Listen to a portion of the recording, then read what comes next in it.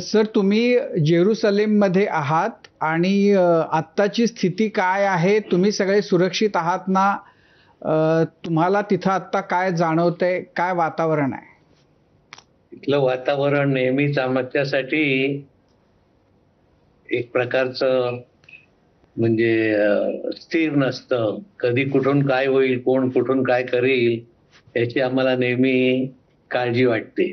नाही, आत्ता जी स्थिती आहे ती गेल्या हं. 20-22 दिवसांपासून इराण शी इस्रायल आणि अमेरिका मिळून जे युद्ध सुरू झालेलं आहे आणि त्याची हो. धग जी आहे ती फक्त इराणपुरती न राहता, म्हणजे या आक्रमणानंतर इराणकडून सुद्धा मोठ्या प्रमाणात क्षेपणास्त्र डागली जात आहेत तेल अवीववर, जेरुसलेमवर. तर तुम्ही ज्या हो. भागामध्ये आहात तुम्हाला त्याची धग जाणवतीये का? हो, हो. तुम्ही पुरेसे सुरक्षित आहात का? हो, आम्ही पुरेसे म्हणजे सरकारने सगळ्या प्रकारची सोय करून ठेवलेली आहे.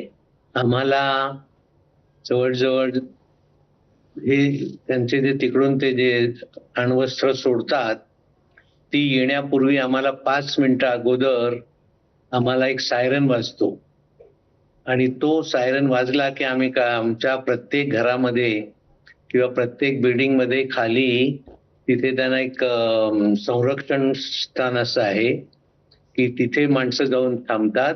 म्हणजे वरून जरी बॉम्ब पडला तरी त्या जागेला काही होणार नाही.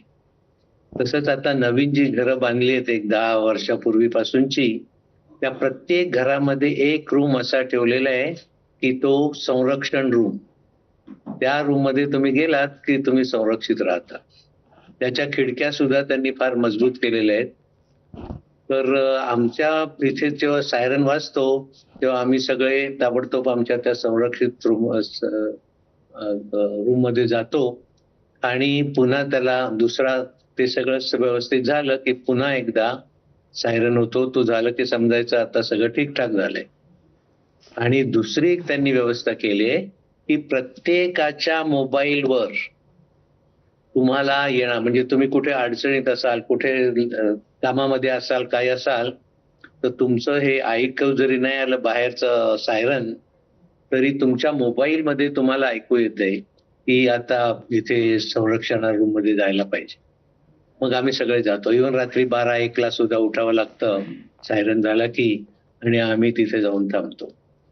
पण ही समोरासमोरची लढाई नाहीये. ही लढाई आहे म्हणजे त्यांचे जे हे पाठवतात बॉम्बगोळे, ते कुठल्या भागामध्ये जातात, कसे जातात, तर ते हे म्हणजे कल्पना नसते यांना अगोदर. आणि मग ते झालं की वाटतं ह्या इकडे पडलं, तिकडे पडलं. पण त्याचबरोबर इस्रायलने सुद्धा त्यांना टक्कर दिलेली आहे. अमेरिका सुद्धा आमच्या सोबत आहे. पण त्यांचे जे तेलाच्या त्यांच्या खाणी आहेत, त्या खाणींना हात लावू नका असं आम्हाला सांगितलंय इस्रायलला, आणि अमेरिका सुद्धा त्यांना हात लावत नाही.